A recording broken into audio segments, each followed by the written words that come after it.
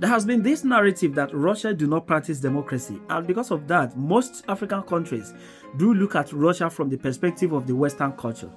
On this note, I will be explaining political culture and cultural relativism on this video. If you're a lover of political history and political discourses, join me and let us explore the field together. Now talking about political culture. Political culture is a set of shared views and normative judgments held by a population regarding its political system. The notion of political culture, mind you, does not refer to the opinions or views of specific individuals in a state, such as, say, the president, the prime minister, the governor, as the case may be. But political culture looks at how people view the political system as a whole and their belief in its legitimacy. That is political culture. And when you also talk about cultural relativism is the position that there is no universal standard to measuring cultures, and that all cultural values and beliefs must be understood, of course, relative to their cultural context and not judged based on outside norms and values. The only culture an individual knows is his own culture. The only thing you know as a person that truly reflects whom you are is your culture. So let us assume that democracy in this case is a Western culture, and of course that is what it is. So you would not expect a Russian man to be more democratic than a Western man. By not being democratic, I mean you are not going to expect a Russian man to subscribe into the ideology of democracy more than an Englishman or more than a Western man.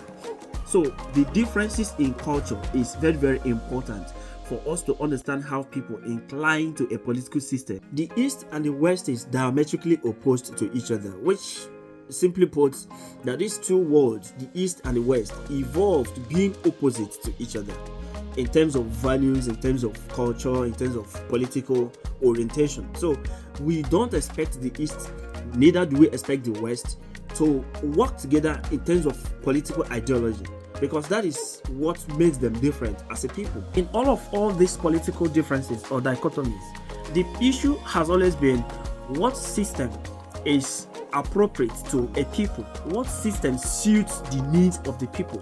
In this case, Russia, like I have said before, might not be pro-democracy for some reasons based on cultural lines.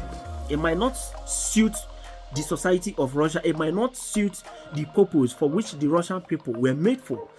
For that reason, you would not expect Russia to be pro-democracy. But that does not mean that good things are not happening in Russia. The recent election in Russia even explained it better. In that election, Putin massively got 76% vote from the people. This simply means that the people of Russia have legitimized the political system. They have legitimized Putin himself as their president. So, before we conclude that Russia do not practice democracy, have we looked into African countries to assess the performance index of democracy? Have we also assessed the performance index of those who were elected through democratic processes? So, if the argument is that Russia do not practice democracy, what about some African countries who practice democracy but do worse things than those who do not practice democracy? What about Cameroon, for instance? You see Paul Biya has been in power for over 40 years. What about Denis Sassou? Denis Sassou is the current ruler of Republic of Congo. This man has been in power for the past 38 years. And you know very, very well that most of these countries in Africa have the allegiance to the West. So Equatorial Guinea allegiance is for France. You see, and tomorrow you will see France, you will see Macron trying to convince us how we should buy into the idea of democracy. Whereas some studios in Africa that they have planted over the years have remained in power for more than 40 years. So this is one of the problems about us Africa saying that Russia do not practice democracy, and for that reason we should watch Russia from distance. What distance? If you ask me, I'll say that it is the French hypocrisy and double standard that is actually driving the new Afro-Russia relationship. In 2010, when Laurent Gbagbo wanted to come back as a third-time president, the French government opposed him. We all saw what happened. But can the French government be said to be doing the same thing in the case of Alcatara? That is the double standard that comes with democracy.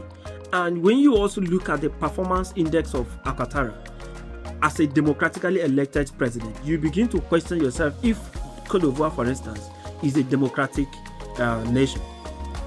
Having carefully studied the recent development between Russia and Africa, I can tell you there are some good things that Russia is coming with, things that have never been in place. Take for instance the recent agreement between Niger and Russia to facilitate a military tie is one of them. If you also go to Mali, there is already an agreement between these two countries to build a gold refinery in Mali. And in Burkina Faso, there is also an existing agreement now. Just last year, there was a memorandum of understanding between these two countries to facilitate the building of a nuclear power plant. So these things that Russia are coming with have never been found anywhere in the African continent, even though we've been practicing democracy since God knows when. So these are my reasons why I said that expunging Russia from Africa in this point in time would be a very big mistake. We should allow Russia to stay. For all you who are saying that Russia is not welcomed in Africa because Russia do not practice democracy, you have been able to see that even in some African countries where democracy is practiced, there is nothing to show for it.